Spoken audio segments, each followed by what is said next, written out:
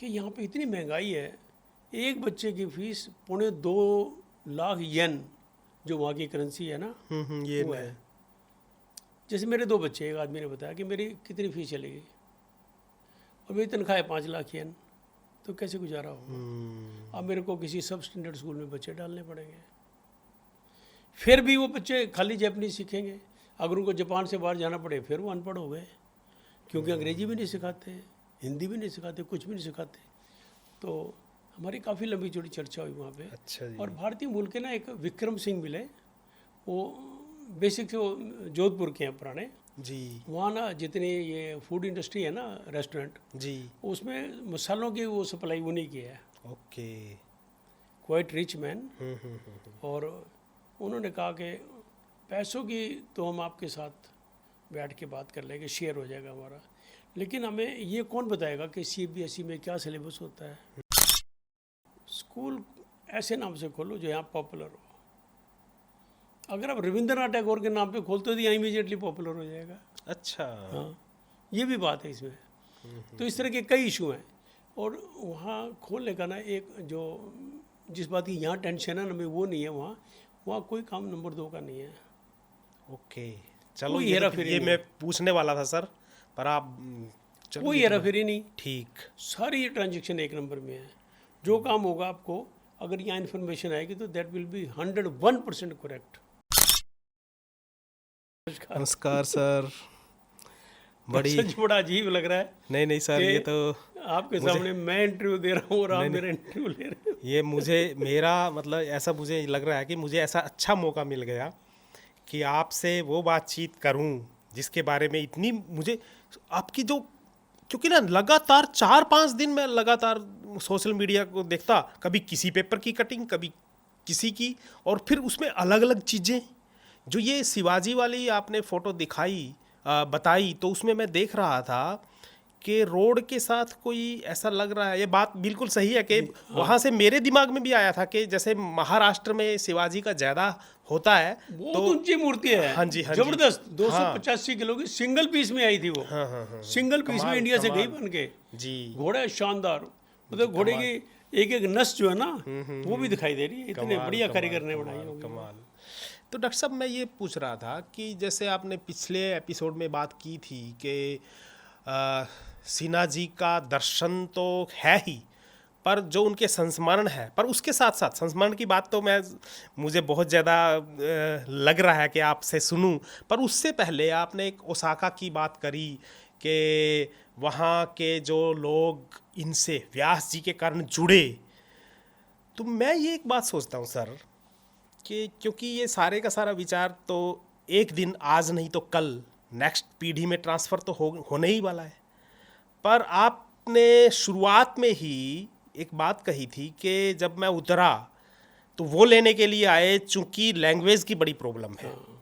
तो फिर आगे कैसे सर ये होगा, फिर लैंग्वेज का, हिंदी, अंग्रेजी, और ख़ासकर हिंदी और संस्कृत की जब बात करें तो, और हमारी कल्चर की, हमारा वांग्मय तो टोटली हिंदी और संस्कृत में ही है, तो वहाँ उन बच्चों में कैसे जाएगा सर? ये तो बड़ी है तो देखिए, प्रॉब्लम। आप ना बड़े मर्म की बात करते हो। वहाँ ना ओसाका में, जी टोक्यो में कम थे, ओसाका में भारतीय मूल के बहुत लोग आए हुए थे, जी। बहुत लोग आए हुए थे, शिक्षाविद। और एक तो पद्मश्री आए हुए थे। थे तो वो जापानी मूल के, लेकिन भारत सरकार ने उनको, क्योंकि उन्होंने हिंदी साहित्य पे इतना काम किया, उनको पद्मश्री दिया। अच्छा। और एक जो हमारी, जहाँ पे हमारी ये लेक्चर था, वहाँ पे शास्त्रीय संगीत पेश किया जैपनीज बच्चों ने। ओके। वही ढोलक, वही तबला, वही पूरा पूरा शास्त्रीय संगीत। मतलब अगर ना देखो ध्यान से तो पता लगता है जैपनीज, अगर कान बंद, आंखें बंद करके देखो तो भारतीय के बच्चे गा रहे हैं। वाह। तो वो, तो मैंने पूछा तो कहते भारत के ना कुछ लोग यहाँ अपनी संस्कृति को साथ लेके आए हैं और उसको जीवित रखना चाहते हैं। लेकिन अब जो बात आपने पूछी, अब उन्होंने ये जिक्र किया, हम जब बैठ के हमारी आपस में बातचीत हुई कि इस कल्चर को आगे हम कैसे बढ़ाएंगे। हमारी पीढ़ी तो भारत में पैदा हुई, वो संस्कार लेके, अब हमारे बच्चे जापान में पैदा हुए। हाँ। और यहाँ पे लैंग्वेज की इतनी प्रॉब्लम है कि स्कूलों में अंग्रेजी हिंदी सिखाते ही नहीं।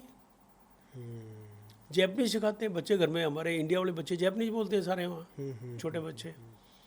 तो उन पेरेंट्स को बड़ी चिंता थी। उन्होंने मेरे को कहा कि हमें पता लगा है कि आप स्कूल में इंटरेस्ट रखते हो, आपके वहाँ भी 2 स्कूल हैं, अग्रसेन पब्लिक स्कूल भी है और समर्थ भारत केंद्र भी है, तो कुछ ऐसा यहाँ करो कि यहाँ पे एक CBSE से एफिलिएटेड स्कूल अच्छा टोक्यो या ओसाका कहीं भी एक खोल दो।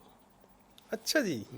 और उसकी एक और प्रॉब्लम उन्होंने बताई कि यहाँ पे इतनी महंगाई है, एक बच्चे की फीस 2.25 लाख येन, जो वहाँ की करेंसी है ना, ये वो है। जैसे मेरे 2 बच्चे, एक आदमी ने बताया कि मेरी कितनी फीस चलेगी और मेरी तनख्वाह है 5 लाख येन, तो कैसे गुजारा होगा। अब मेरे को किसी सब स्टैंडर्ड स्कूल में बच्चे डालने पड़ेंगे। फिर भी वो बच्चे खाली जापानीज सीखेंगे, अगर उनको जापान से बाहर जाना पड़े फिर वो अनपढ़ हो गए, क्योंकि अंग्रेजी भी नहीं सिखाते, हिंदी भी नहीं सिखाते, कुछ भी नहीं सिखाते। तो हमारी काफ़ी लंबी चौड़ी चर्चा हुई वहाँ पे। अच्छा जी। और भारतीय मूल के ना एक विक्रम सिंह मिले, वो बेसिक से वो जोधपुर के हैं पुराने। जी वहाँ ना जितनी ये फूड इंडस्ट्री है ना, रेस्टोरेंट, जी। उसमें मसालों की वो सप्लाई उन्हीं की है। ओके। Quite rich man. और उन्होंने कहा कि पैसों की तो हम आपके साथ बैठ के बात कर लेंगे, शेयर हो जाएगा हमारा, लेकिन हमें ये कौन बताएगा कि CBSE में क्या सिलेबस होता है, कैसे पढ़ाया जाता है, इंडिया में क्या तरीका है, क्या करिकुलम है, उसको कौन बताएगा। इसलिए ना आप हमारे साथ जुड़ो और नो प्रॉफिट नो लॉस पे एक स्कूल यहाँ खोल दो, वाह। ताकि ना हमारे बच्चों में ये संस्कार चले जाएं। और कुछ जापानीज लोग भी सीखना चाहते हैं, क्योंकि हमारे उनकी ना कहीं कल्चर मिलती है। पूर्व देश तो है महात्मा ही। बुद्ध के कारण लगा लो या वैसे लगा लो, वैसे मेरे जापानीज ना लोग भारतीय संस्कृति में यकीन करते हैं। हाँ, तो ये बड़ी बात, बड़ा मतलब ये प्रभाव है बुद्ध का। तो आपने जो कहा ना भी आगे भारतीय संस्कृति का क्या रहेगा, हमारा ये टूर ना कई महीनों में मीनिंगफुल है। मेरे को नहीं पता स्कूल चलेगा नहीं चलेगा, खुलेगा या नहीं खुलेगा, कौन जुड़ेगा कैसे जुड़ेगा, ये तो भविष्य के गर्त में है सारा, भविष्य के गर्भ में है वो सारा तो कुछ। बिल्कुल बिल्कुल बिल्कुल, लेकिन पर जो आपकी भावना है और कुछ जो उन लोगों का संकल्प है, कुछ लगता है कि हो सकता है। तो हमारा ये प्रयास रहेगा कि उस स्कूल के माध्यम से हम वहाँ पे अपनी संस्कृति, अपना साहित्य, अपना दर्शन और सिन्हा जी के ज्ञान, उसके सारे का ना हम उनको बच्चों को सिखाएं, ताकि वो समय के अनुसार उस बात को अडॉप्ट करके और फिर अगली बार जब हमारे जैसा कोई जाए या हमारा कोई आगे और बच्चा जाए तो उनके ग्राउंड तैयार मिले। बिल्कुल। जैसे सपोज करो हमें रिसीव करने 50 आदमी है, जी। तो उनको रिसीव करने के लिए 500 आदमी है। ओके, मैं भी स्कूल में पढ़ाऊँ, मैं भी उस स्कूल में पढ़ाऊँ, हमारे वहाँ करो, हमारे यहाँ करो। तो हमारा ये प्रयास बड़ी है। सोच है, बड़ी सोच है लेकिन आपकी। पर इसमें मतलब है तो मुश्किल काम। मुश्किल, चूंकि ये बात जो आपने एकेडमी की बात की वो तो हो भी सकती है, पर जो पैसा है जो आप बात कर रहे हैं, जो खर्च है एक एक बच्चे का, यदि 2-2 लाख येन वहाँ की जो करेंसी है, और वो जो टोटली खर्च है, और फिर इतनी बड़ी कुछ ज़मीन का भी, उसके ऊपर बिल्डिंग का भी, तो बड़ा प्रोजेक्ट वो है। हमारा प्रोजेक्ट रिपोर्ट बन के आ गई है। ओके। वो प्रोजेक्ट रिपोर्ट बन के आ गई है। अच्छा अच्छा। और उस पर वो इतनी बड़ी प्रॉब्लम नहीं है, मेरे को नहीं लगता। ओके पैसों की वजह से कभी कोई काम नहीं रुकता। ओके, ठीक। लेकिन बात यह कि वहाँ के लोगों में ये बात उनको हजम हो जाए बात कि ये स्कूल खोल रहे हैं। उन्होंने बड़ी गहराई से सोचा। देखो मैं आपको इंटरेस्टिंग बात बताता हूँ। जी। तो बात ये नाम है, नाम क्या रखोगे? हम्म, स्कूल को खोलोगे, नाम क्या रखोगे? सही बात है, सही तो क्वेश्चन। हमारी जुबान से निकला कि प्रोफेसर हिम्मत सिंह सिन्हा के नाम पे। तो उन्होंने कहा कि आपकी बात तो ठीक है, लेकिन एक बात आप देखो, स्कूल ऐसे नाम से खोलो जो यहाँ पॉपुलर हो। अगर आप रविंद्रनाथ टैगोर के नाम पे खोलते हो तो यहाँ इमीडिएटली पॉपुलर हो जाएगा। अच्छा। हाँ, ये भी बात है इसमें। तो इस तरह के कई इशू हैं। और वहाँ खोलने का ना एक जो जिस बात की यहाँ टेंशन है ना, हमें वो नहीं है। वहाँ कोई काम नंबर 2 का नहीं है। ओके, चलो कोई ये हेराफेरी ये नहीं मैं पूछने वाला था सर, पर आप चलो कोई हेराफेरी नहीं, ठीक। सारी ट्रांजेक्शन एक नंबर में है। जो काम होगा आपको, अगर यहाँ इन्फॉर्मेशन आएगी तो दैट विल बी 101% करेक्ट। कोई कहते कोई गवर्नमेंट ऑफिस में करप्शन नहीं, यहाँ बिल्कुल भी नहीं। कोई इंटरफेरेंस नहीं, 0% भी नहीं, और कोई पोल्यूशन नहीं, और किसी किस्म का ना यहाँ पे कोई अडल्ट्रेशन नहीं है। ये बेनिफिट इतने हैं कि दिल करता है यार उस देश से जुड़ा रहे, जुड़ाव जो है ना वो बना के रखा जाए, ताकि वहाँ से ना काफ़ी कुछ हम भी सीखें, ना वो सीखें हम भी सीखें। और देखिए परमात्मा क्या करवाता है। लेकिन ओसाका की अगर मैं, हमारी जो कॉन्फ्रेंस हुई, हमारी जो विचार संगोष्ठी हुई वहाँ, दैट वाज हाईली सक्सेसफुल। मतलब जो भारतीय मूल के बच्चे वहाँ जॉब कर रहे हैं वो दूर दूर से आए हुए थे, और दे वर टेकिंग कीन इंटरेस्ट, हर एक बात को ध्यान से सुनना, मिलना, बाद में डिटेल में बात करनी, सिंगला ये कैसे है, अंकल ये कैसे है, वो कैसे है, ये कैसे है, ऐसे करके ना उन्होंने बहुत इंटरेस्ट लिया। और एक लेडी देखो, कई बार बड़ी शर्म आती है, हम ऐसा काम कर बैठते हैं। एक जापानी लेडी ना वहाँ पे मैनेज उसमें लगी हुई थी, मैनेजमेंट में। तो मैंने कहा ma'am would you like to, ऐसे कोई अंग्रेजी बोलो, कहती हिंदी में बोलिए ना। ओके। मैं बड़ा हिंदी, हाँ हिंदी में बोलिए, मैं यहाँ हिंदी की प्रोफेसर हूँ। अच्छा, मैं तो बच्चों को हिंदी पढ़ाती हूँ। वो जापानी मूल के थे? हाँ। उसने वहाँ जो बच्चे बैठे थे उनको खड़ा किया, अपनी जापानी बोल के खड़े हो जाओ, सारे बच्चे खड़े हो गए, हिंदी बोल के दो। उन्होंने हिंदी में वंदे मातरम, अच्छा, हाँ हिंदी में, सारा हिंदी में सुना दिया। मतलब प्रयास तो है। हाँ, ये तो बड़ी बात है। मतलब मेरे को शर्म आई यार, मैंने अंग्रेजी में क्यों बात करने की कोशिश की, मैंने क्यों नहीं सोचा कि हिंदी समझते होंगे। अच्छा मेरी बात भी गलत नहीं, क्योंकि लोग हाँ मतलब हिंदी समझते नहीं। पर उस लेडी ने ना, अच्छा वो जो हमारे पद्मश्री थे वो भी हिंदी में बोले। जितने जापानीज लोग थे ना वहाँ, जितने आए हुए थे, अच्छी संख्या में थे, सारों ने हिंदी में बात की। और जब शास्त्रीय संगीत पेश किया तो आई वाज सरप्राइज, मैंने कहा यार कमाल है। तो ऐसे देश में अगर हम लोगों से जुड़ाव रखते हैं ना, तो हमारी संस्कृति को, हाँ बिल्कुल हमारी संभावनाएं जो आप स्कूल की कर रहे हैं, सेना जी के ज्ञान को लगता है कि हम घर घर तक पहुंचा सकते हैं। जी। तो काफ़ी बहुत सारी बातों में अब मेरा एक्सपीरियंस वहाँ यूनिक रहा। उन्होंने हर एक बात को ध्यान से, अच्छा ये लोग समझ भी रहे थे।